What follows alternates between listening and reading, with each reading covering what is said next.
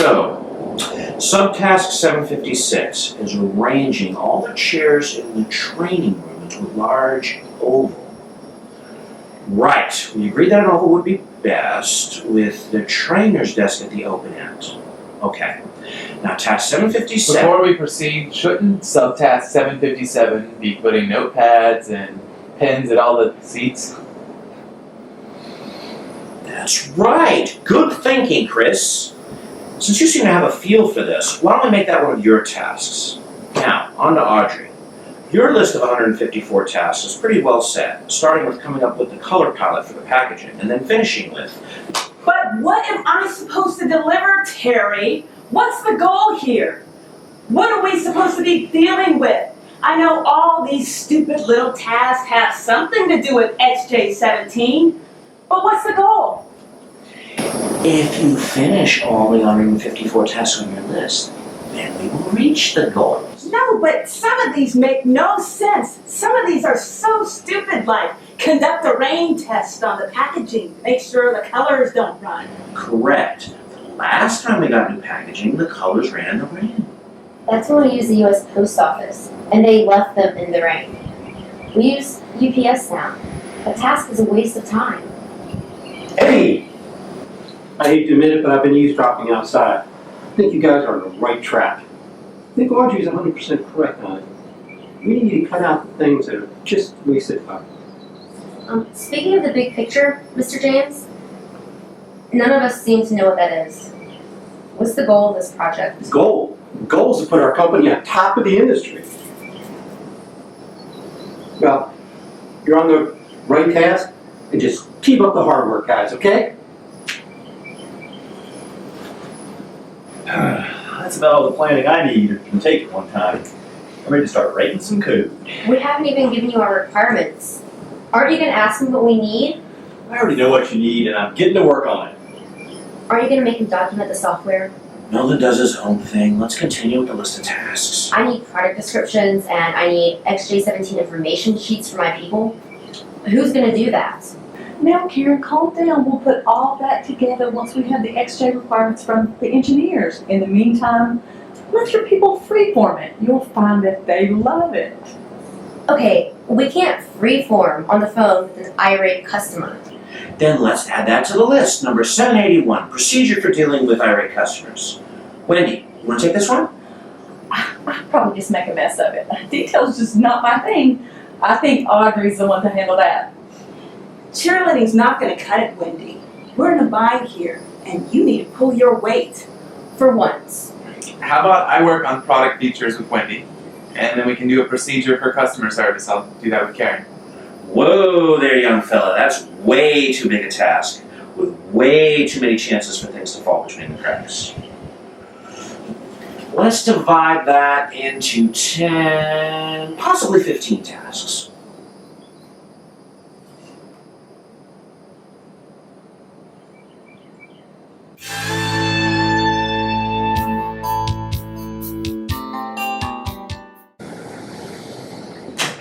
What a bunch of losers these people are.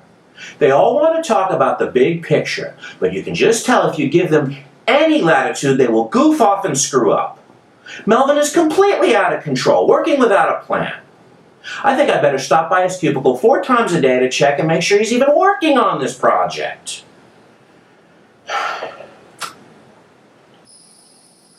Gary's a joke as a project manager. He knows nothing about systems or writing code, and that's going to give me the opportunity to do some really cutting-edge software development on this XJ17 project. There's some new database architecture I want to try. Maybe I'll even talk them into setting up remote cell phone access to the customer service system.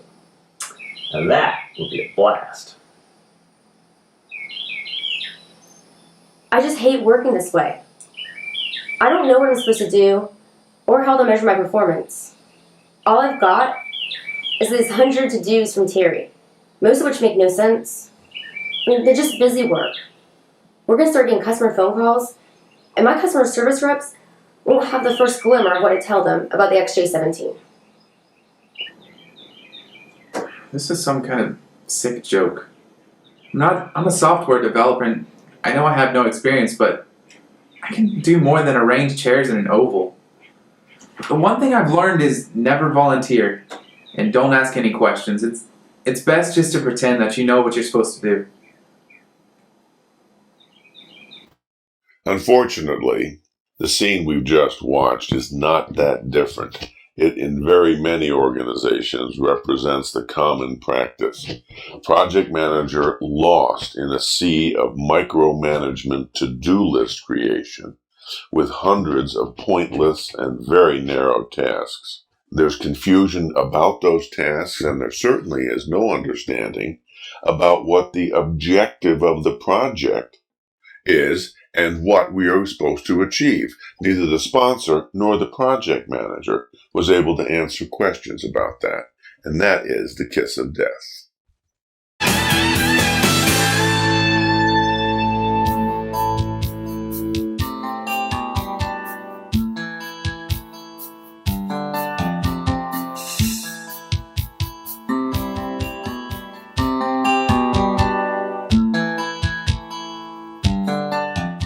Hello, I'm Dick Billows, and we're going to follow two projects through the entire life cycle.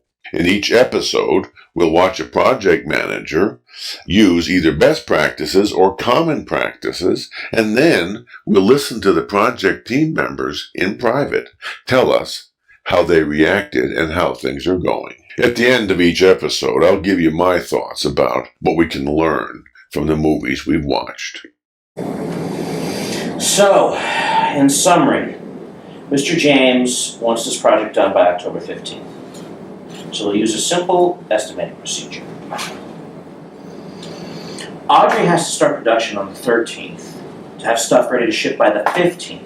So she has to be finished with the XJ17 manufacturing and packaging test run by October 12th. Which means all the equipment has to be installed by October 6th. Impossible! Now, what if something goes wrong with the test run on this high-tech packaging, which it surely will? Make sure it doesn't. You are committed to these dates. Now, that means all the people need to be trained on the new software, with terminals installed by September 15th, which means the software has to be ready to go by the middle of August to allow training courses to be developed. No way! What have you been smoking? It can't possibly be done by the end of September if everything goes well, which it won't. Impossible. We can't write manuals and train our people in a month. There's no way we'll be ready for the first shipments. Maybe we can work on the manual and the class content in parallel with his software development, and then he can release a module at a time and we can work on those until he finishes. What if I go back and change something you've already started on? Then it'll be a waste of time because we'll have to start over. You'll have to freeze your designs on the module.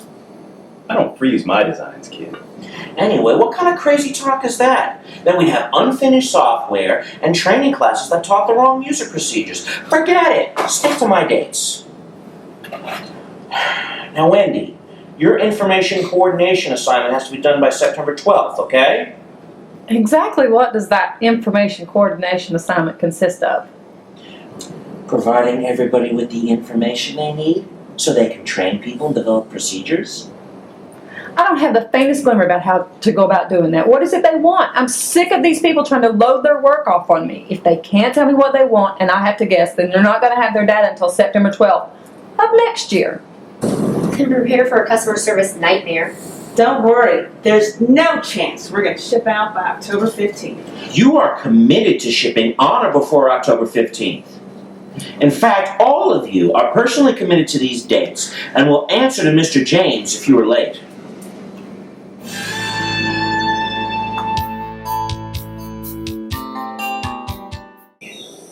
The really stupid thing about all these dates that Terry and Henry plucked out of the sky is that they think we're going to work really, really hard to be done by those dates. And you know what? Everybody on the team's already given up. I know I have. Who's going to kill themselves working nights and weekends when they already know they're going to fail? Plus, this project has no chance of finishing on time or producing a product that's not crap. I have absolutely no idea what they want me to do, but I do know very precisely when it's going to become late, and that is September the 12th. No way to joke my way out of this one. And I think that idiot Terry doesn't know the information he needs, so he's created this big task for me to do, so I'll be blamed if stuff is missing. I really like the way Terry's holding the team accountable for those completion dates. I just hope he can control Melvin without making him walk out. If he gets hit by a bus, there's no one to maintain our systems. And it sounds to me like this project's coming right along. It better, or I'm going to be out on the street. The president and board are crazy about this product. I never should have promised the October 15th date. That was dumb.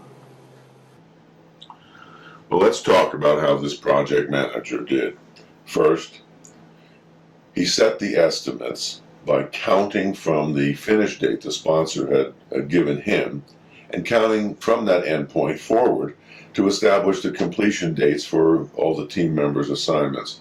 Now, the one thing that is true about that is that they are not going to be accurate. And as a result, I get no commitment from the team, and I'm kidding myself about what progress I can realistically make towards delivering the end results. So counting from the end is a worst practice. In fact, it may be the worst practice, which unfortunately happens far too often. Second of all, the project manager, having this bad set of numbers, then threatened the team with high-level executive vengeance if they were late on their assignments. He followed up that piece of foolishness by ignoring some good ideas the team had about how to get the project work done.